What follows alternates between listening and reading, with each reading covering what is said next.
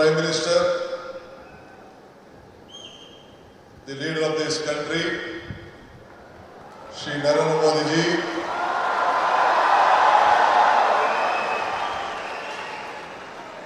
His Excellency, our Governor of Karnataka, Thawarchand Gehlot ji, His Holiness, Ramakrishna ಮಠದ ಬೇಲೂರು ಕೇಂದ್ರದ ಅಧ್ಯಕ್ಷರಾದಂಥ ಪರಮ ಪೂಜ್ಯ ಶ್ರೀ ಶ್ರೀ ಸ್ವಾಮಿ ಗೌರವಾನಂದ ಮಹಾರಾಜ್, ನಿಮ್ಮೆಲ್ಲರಿಗೂ ನಮಸ್ಕಾರಗಳು. ರಾಮಕೃಷ್ಣ ಮಠದ ಟ್ರಸ್ಟಿ ಪೂಜ್ಯ ಶ್ರೀ ಸೂರ್ಯ ಮುಕ್ತಾನಂದ ಮಹಾರಾಜ್ಗೂ ಕೂಡ ನನ್ನ ನಮಸ್ಕಾರಗಳು. ನಮ್ಮ ಈ ಭಾಗದ ಸಂಸತ್ ಸದಸ್ಯರು, ನನ್ನ ಮಿತ್ರರಾದಂಥ ಯದುವೀರ್ ಕೃಷ್ಣದತ್ತ ಜಾಮರಾಜ ಒಡೆಯರವರೇ, ಮತ್ತೊಬ್ಬ ಶಾಸಕ ಮಿತ್ರರು, ಬಿಜೆಪಿಯ ಪಕ್ಷದ ಅಧ್ಯಕ್ಷರಾದಂಥ ಮಿತ್ರ BY ವಿಜೇಂದ್ರರವರೇ, ಈ ಕ್ಷೇತ್ರದ ಜನಪ್ರಿಯ ಶಾಸಕರಾದಂಥ ಹರೀಶ್ ಗೌಡ್ರೆ,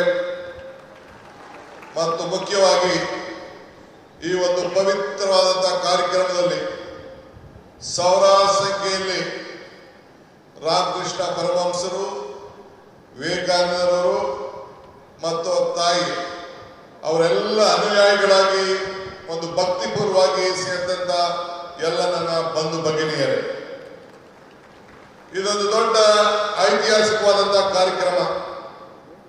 ಯುವ ಶಕ್ತಿ, ಯುವ ಆಲೋಚನೆ, ಯುವ ಚಿಂತನೆ, ಇದೇ ವಿವೇಕಾನಂದರ ಚಿಂತನೆ.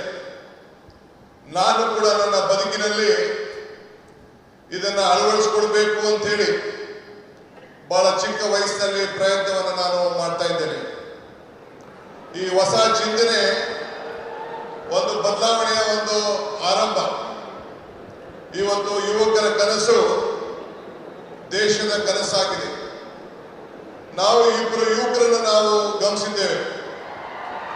ನಮ್ಮ ಯುವಕರು, ವಿದ್ಯಾರ್ಥಿಗಳು ಇಡೀ ರಾಷ್ಟ್ರಕ್ಕೆ ಏನು ಸ್ವಾಮಿ ವಿವೇಕಾನಂದವರು ಕೊಟ್ಟ ಆದೇಶವನ್ನ ನನ್ನ ಯುವಕರು ನಮ್ಮೆಲ್ಲರೂ ಕೂಡ ಒಂದು ಸಂದೇಶವನ್ನು ಕೊಟ್ಟಿದ್ದಾರೆ.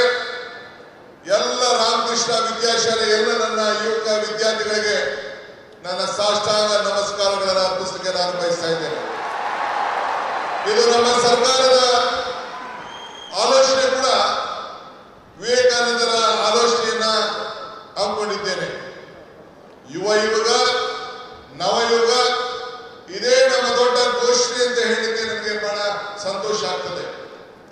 ಇವತ್ತು ನಾವೆಲ್ಲ ಸೇರಿ ಒಂದು ಟೀಮ್ ಕರ್ನಾಟಕ ಆಗಿ ಕರ್ನಾಟಕದ ಅಭಿವೃದ್ಧಿಗೆ ಇಡೀ ವಿಶ್ವ ಕರ್ನಾಟಕವನ್ನ ಗಮನಿಸ್ತಾ ಇದೆ.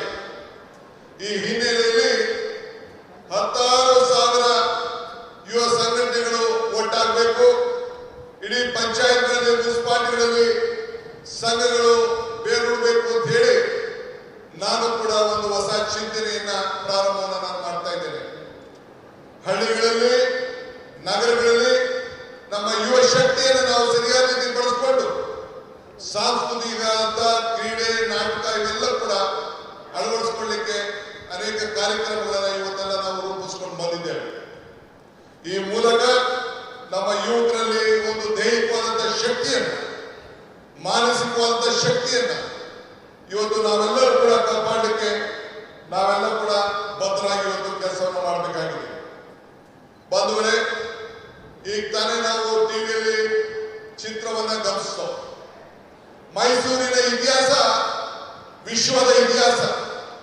ಮೈಸೂರಿನಿಂದ ಇವತ್ತು ಸ್ವಾಮಿ ವಿವೇಕಾನಂದರವರು 1893ರಲ್ಲಿ ಇಲ್ಲಿಂದ ಹೆಜ್ಜೆ ಹಾಕಿ ಆವತ್ತಿನ ಕಾಲದಲ್ಲಿ ಒಡೆಯರು, ಮಹಾರಾಜರು ಏನೋ ಅವರಿಗೆ ಕೊಟ್ಟಂತ ಪ್ರೋತ್ಸಾಹದಿಂದ ವಿಶ್ವಕ್ಕೆ ಹೋಗಿ ಮೈ ಬ್ರದರ್ಸ್ ಅಂಡ್ ಸಿಸ್ಟರ್ಸ್ ಅಂತ ಏನು ಭಾಷಣವನ್ನು ಮಾಡಿದ್ರು, ಇಡೀ ವಿಶ್ವದ ಗಮನವನ್ನ ಈ ಭೂಮಿಯಿಂದ ಸೆಳೆಯಲಿಕ್ಕೆ ಒಂದು ದೊಡ್ಡ ಶಕ್ತಿಯನ್ನು ಕೊಟ್ಟರು. ಅದಕ್ಕೆ ನಾನು ನಮ್ಮ ಹಿರಿಯರಂತ ಮಹಾರಾಜರಿಗೆ, ಅವತ್ತಿನ ಕಾಲದ ಮಹಾರಾಜರಿಗೆ ನನ್ನ ಸಾಕ್ಷಾತ್ ನಮಸ್ಕಾರಗಳನ್ನು ಅರ್ಪಿಸಕ್ಕೆ ನಾನು ಬಯಸ್ತಾ ಇದ್ದೇನೆ.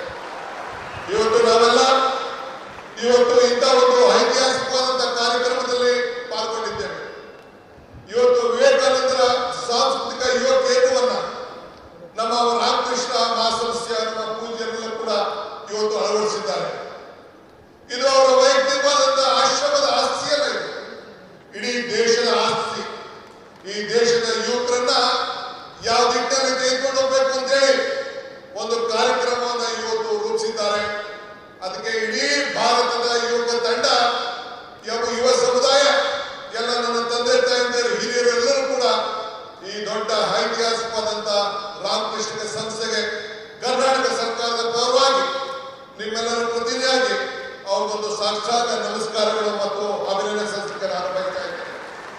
ಇಡೀ ಸರ್ಕಾರ ಅವರ ಜೊತೆಯಲ್ಲಿ ನಿಂತ್ಕೊಳ್ತಾರೆ. ನಾನು ಈ ಸಂದರ್ಭದಲ್ಲಿ ಒಂದು ಮಾತನ್ನು ನನಗೆ ನಿಲ್ಲಿಸಿಕೊಳ್ಳಿಕ್ಕೆ ನನಗೆ ಇಚ್ಛೆ ಪಡ್ತಾರೆ. ನಾನು ಅನೇಕ ಸಂದರ್ಭದಲ್ಲಿ ಮಾತಾಡ್ಕೊಂಡು ಬಂದಿದ್ದೇನೆ. ಪುರಂದರದಾಸರದ ಒಂದು ಮಾತು ನನಗೆ ಬರ್ತದೆ. ಇದು ಭಾಗ್ಯ, ಇದು ಭಾಗ್ಯ, ಇದು ಭಾಗ್ಯವಯ್ಯ, ಪದ್ಮನಾಭನ ಪಾದ ಭಜನೆ ಪರಮ ಸುಖವಯ್ಯ ಅಂತ ಹೇಳಿ.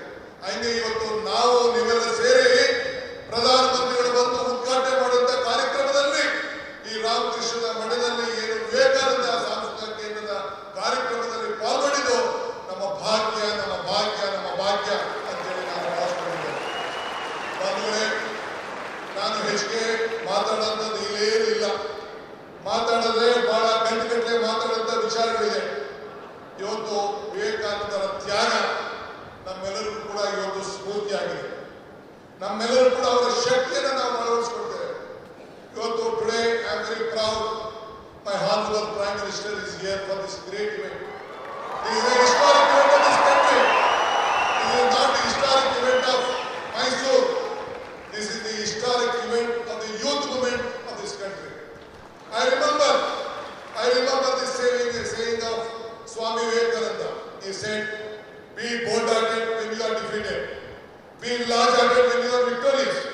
Today, my Prime Minister is here. I am requesting him on behalf of the government of Karnataka and all of you. You should be very bold-hearted to help us, help Karnataka, save Karnataka, because the entire world is looking at India and Karnataka through Karnataka and Bangalore.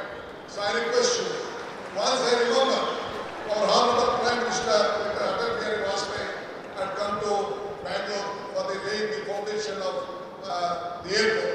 He said, there was a time when the world leaders used to come to Delhi, then they used to come to Calcutta, Mumbai, Chennai, Hyderabad and different part of the country. Now the situation has changed. This is when Mr. S.M. Krishna, a student of this institution, was the Chief Minister. He said that Mr. S.M. Krishna was the Chief Minister. Then he laid the foundation, Atal Bihari Vajpayee laid the foundation of the international court. Then Mr. Vajpayee said, the situation has come, the world leaders are first coming to Karnataka and Bangalore, then they are coming to Delhi. This is the strength of this great people, our people of the country. Sir, Prime Minister, you see the weather, you see the culture. This is the strength of this great state. The entire state stands with you. We want to work together. We want to work with the federal state. I appeal to you. Let us all work together. This is great. This is the Sankalpa Bhumi. In this Bhumi, at the time when our Vivekananda traveled in the train in the East State, he was traveling in the ship along with Tataji. Then Tataji asked, what has to be done? He said, India is poor. This has to be a science city. Then the Tataji asked Maharaja. One day Maharaja gave more than 300 acres of land in Bangalore. That is the Indian Institute of Science, which is in Bangalore. That is the contribution of Maharaja to the science of this country. That is what the Maharaja has given, and Tata's helped us. That is why I would like to. This is the great state, great city, and India has to grow with Karnataka, and Karnataka will be with you. Let us work together, make this country proud. I don't want to tell more. I have a lot of things, but I have given only 5 minutes time. I don't want to waste your time. Prime Minister, message is very much important for the country. Let us work together. Let us build Karnataka. Let us build India, a strong India. Jai